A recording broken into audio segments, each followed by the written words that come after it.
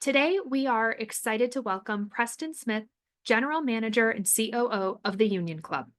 Preston was born and raised in Cleveland, and he has a strong commitment to the hospitality industry. His career spans over 25 years in private clubs. Having worked several positions throughout his career, he has developed a deep understanding of front and back of the house operations.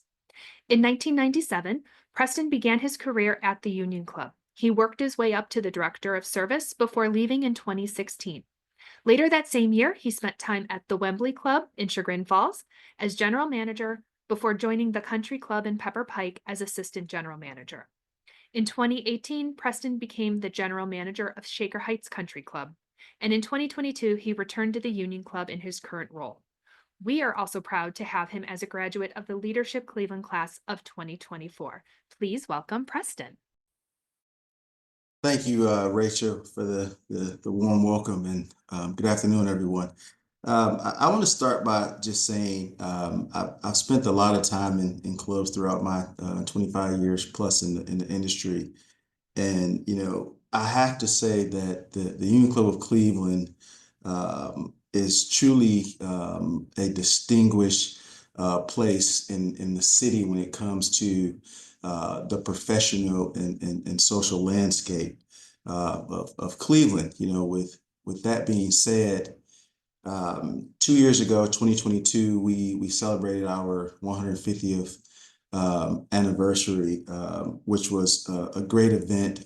It underscored to me the rich legacy that was built here at the club over generations, but it also served as a turning point.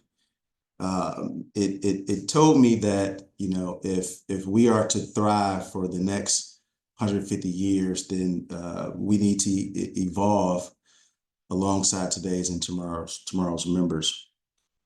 And what I mean by that is, I understand we're a business club, and I'm not trying to reinvent the wheel here, nor take away from the things that we've built over the generations, nor the things that define who we are today as a private city club, but more so evolving into the expectations of today's and tomorrow's members, which means putting together a strategic plan. And today I'm going to share some of the things that we're working on, some of the things or the conversations that are taking place at the board level, and then we'll have some discussion around those things. So I'll start by saying, for the members on the call, you may understand some of the spaces that I'm going to speak about. The fourth floor here, our overnight suites, those are being completely renovated. We are adding a billiards room on the first floor that will just help with the social aspect of the club. The first floor grill room area, we're adding a custom dinner space that will offer personalized wine lockers, a glass wine cellar, along with a butcher block style table for private wine dinners. But the bigger thing is adding a barista style coffee station or a coffee bar on the lower level that will offer grab and go pastries for members on tight schedules. They can stop in, grab a nice coffee, a pastry, or spend time there. It's kind of like a within the club kind of small Italy style coffee bar within the club. And also on the list, the business center on the second floor, we're going to update that space to more private workspaces for members that are looking to work at the club in a more refined private area. Now, these are things that are underway now that you'll start to see throughout the remaining of the year. But the bigger picture at the club is developing a master plan. And part of that master plan is looking at all 95,000 square feet of the clubhouse and seeing where we can utilize any available space, but also looking at the adjacent lot which the club owns. And some early talks and the conversations that we're having at the board level with the lot is um, an updated parking structure, which will be huge for us. Adding, true outdoor space, an entrance off of Euclid, possibly condos within this facility if we decide to go up.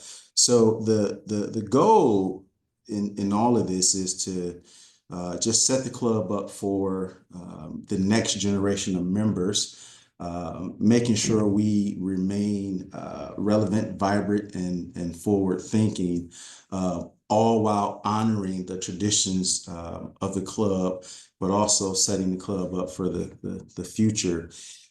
It's an exciting time for us. The last big renovation was in 2005, I believe. So it's time. The board is excited. We have a new president coming in. Her and I are on the same page when it comes to the developments of the club and where the club needs to go. And we know it's a must for us to continue to grow and to last 150 years. I think that's pretty amazing in the club world. A lot of clubs did not make it through COVID. We were one of them. We have 1,100 members, which is great. There's no max number that we're looking to hit, but we are looking to continue to grow and add those amenities to support today and tomorrow's members. So everyone on the call, if you have not seen the space, I welcome you to the club. I'm happy to have you for a tour. Everyone on the call will receive a copy of our magazine that will lay out the strategic plan phase 1, which will have renderings of the things that I just spoke about. Also in there, you'll see some of the family events that we're starting to do here at the club. And we'll talk a little bit about the future master plan, facilities plan, as we move forward over the next 3 to 5 years. So really exciting time for us. It's just a great place to be. So I welcome everyone to stop by. I'll reach out after the call and hope to connect with everyone soon. Preston, let's jump in. Can you share a little more into the strategic plan? What are some of the key elements woven into that plan? And what's that kind of ultimate vision you're driving towards? So some of the key things is, we had to really look at our mission, vision, and values and see that those meet who we say we are. So that was one. So after defining those, it was what traditions are the drivers here, and what can we add to attract the member of the future. So we broke that down into several categories. One was financial responsibility. Without the financial piece, we can't move the club forward. So to make sure we are financially stable, which we are. Two, to make sure the facility matches who we say we are. And three, how can we position the club to attract the individuals we want as members here at the club. And those goals in the short term facility things that I mentioned were to address the immediate need of what the members told us they want based on the survey that we sent out. And then the future is, long-term, 5 to 10 years of continued growth. And if we follow the plan that we laid out based on the mission, vision, values, and the items that we've identified, I think we'll be successful. What is the makeup of your membership, and who are the members of the future that you're looking to?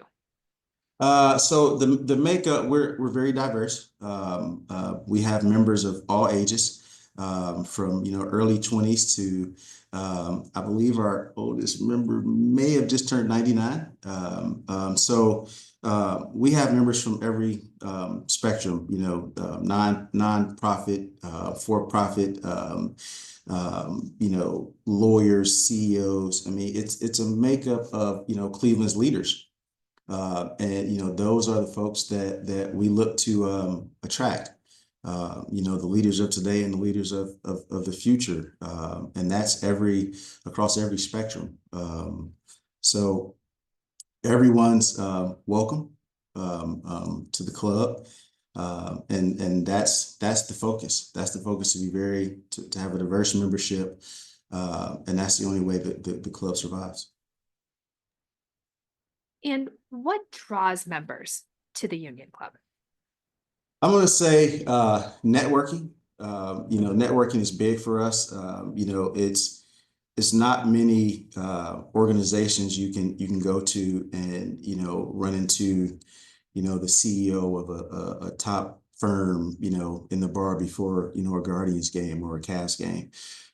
We have those networking events for that purpose to introduce non-members to the benefit of being a member from a networking standpoint. We also have reciprocity with about 150 clubs across the world, as well as the best food in town under Chef Swanson. We've updated our technology here to make it more work friendly as well.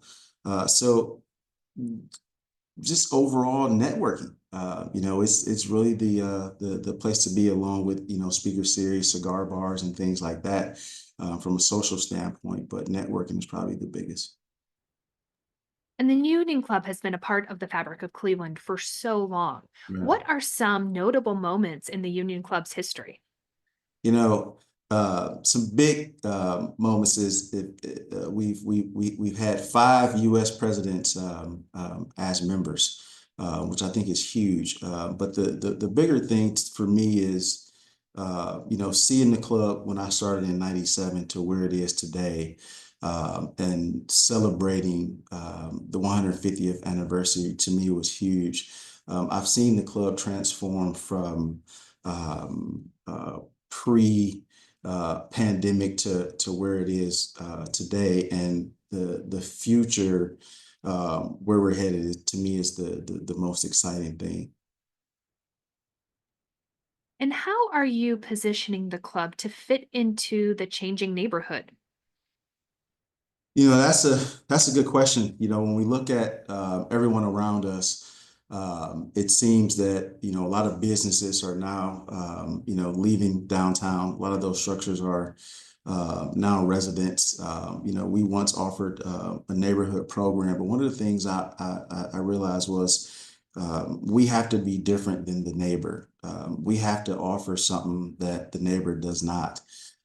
We have to separate ourselves from, Hotel Cleveland, which to me, all the hotels downtown is the competitions from a banquet standpoint.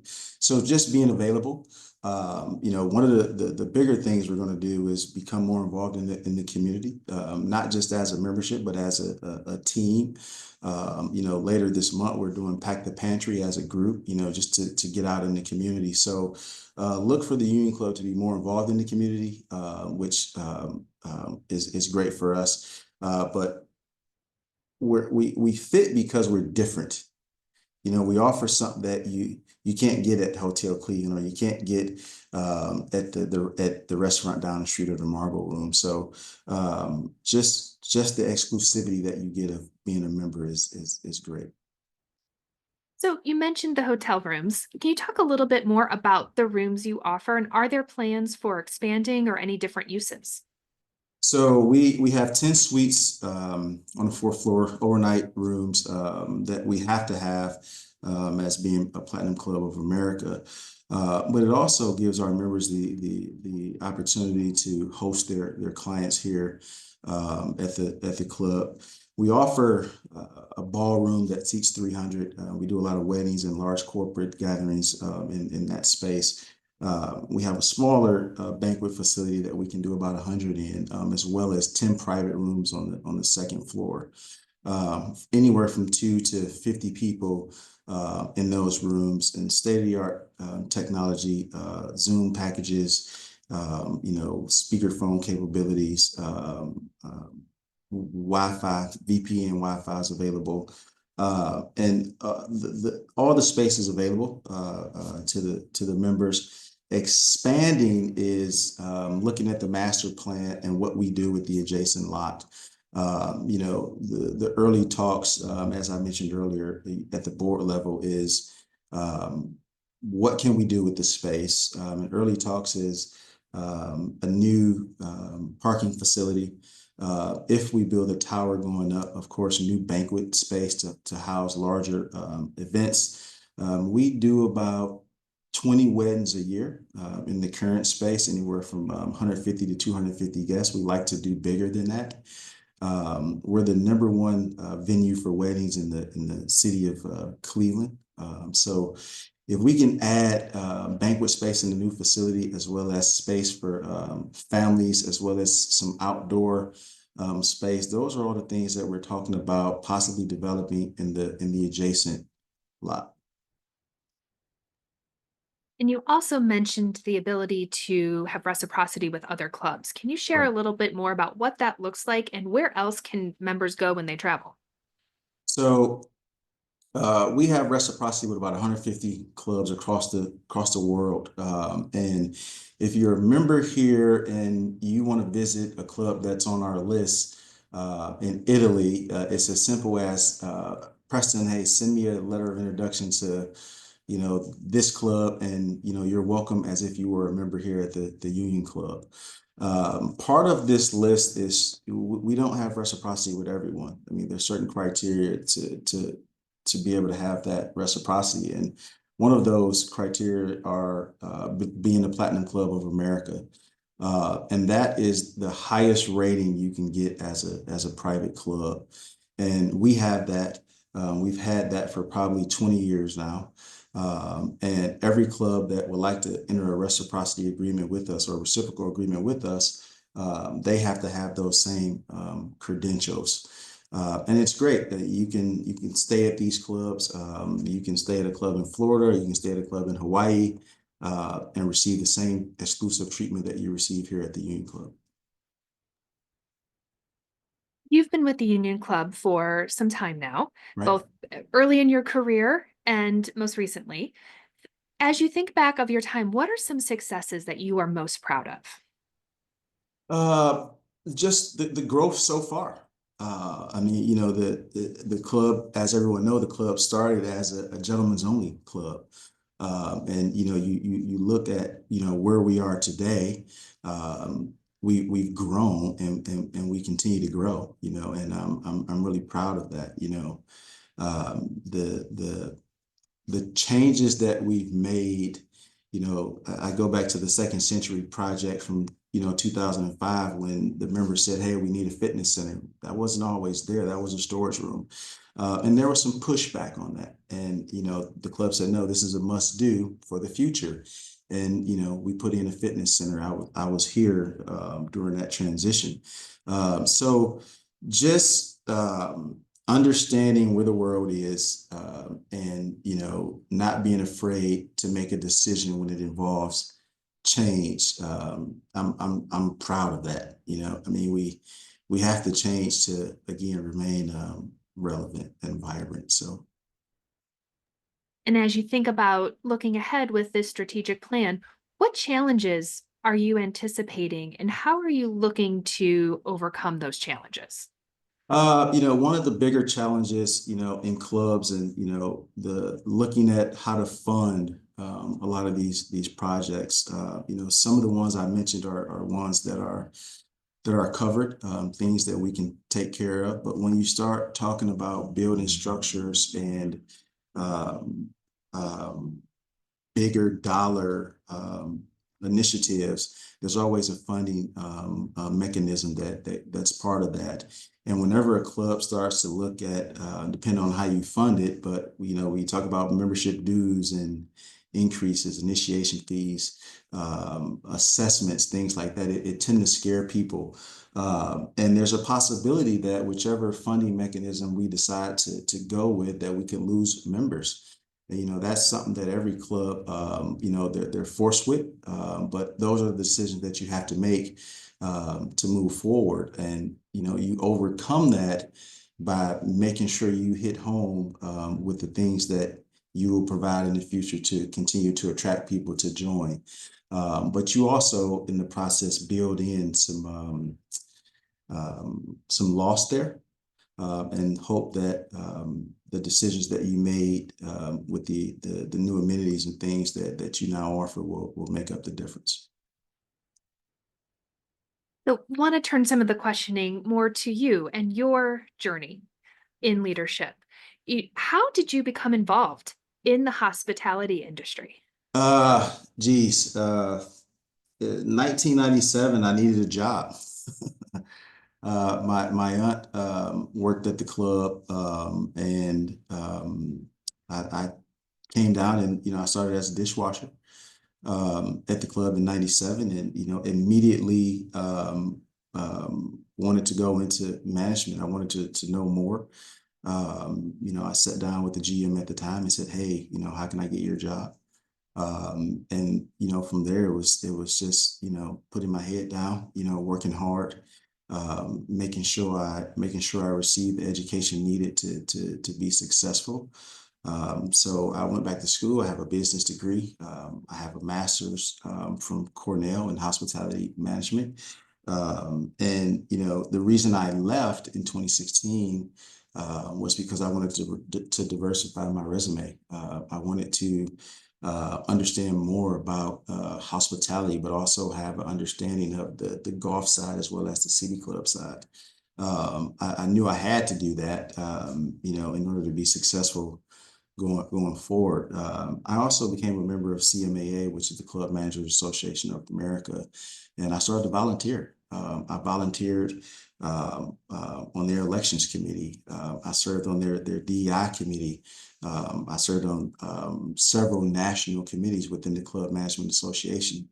I served on the local board and was in charge of the education piece. So for me, it was all about we're in a people-pleasing business. I enjoy that. And, I continue to, push myself to understand more and to see how we can continue to make things special here for the Union Club members. And over the course of this journey in the hospitality industry, what are some of the key leadership lessons you've taken with you? Um, if you work hard, you can accomplish your dreams. And don't be afraid to ask questions. For me, I've pulled uh, every CEO I know aside and said, "Hey, how'd you get where you are today?" And not being afraid to make a mistake. You learn from your mistakes. I've told my team, don't be afraid to make a decision. Don't be afraid to make a mistake. We can get through anything, and you just have to trust and believe. So, And you recently graduated from the Leadership Cleveland program, class of 2024. right. What were some of your biggest takeaways from that experience? It was probably one of the best experiences that I've ever been a part of. To me, it was the people. The speakers were great, but getting to know Cleveland's leaders, spending time with those individuals, understanding everyone's story, to me was huge. Getting to know everyone on a personal level, but working with my team to put together the class trip. I mean, to work great with a group of folks that you just met and pull off something that we did in another state with the connections that we all had, I thought was really truly amazing, and I built lifelong friends. So as we look ahead, what's on the docket for the Union Club this coming summer? This coming summer, look for more family events. The magazine that comes out July, August will lay out the strategic plan, renderings of the space that the spaces that are currently under construction or will be under construction later this year. We will talk about the future master plan as well as just different events to get people here to have a good time and enjoy their club. And if anyone on the call is not yet a member, how might someone become a member of the Union Club? So after the call, I plan to look through the list and send everyone a thank you for their time. I'll send everyone a copy of the Union Club magazine, as well as invite them in. And at that point, they'll have my information, I'll have theirs, and we can talk more about membership at that point. And one final question for today. As folks are walking away from the conversation and knowing what's coming, what do you most hope people know and think about the Union Club here in Cleveland? Well, I want everyone to know that we're here, that everyone's welcome, and we're a great club. You know, we're a very diverse group of individuals. We have in my opinion, the best food in town under Chef Swanson. We are growing into what the members are telling us they want out of their club. We have a very supportive board and the foundation to take the club to the next 150 years.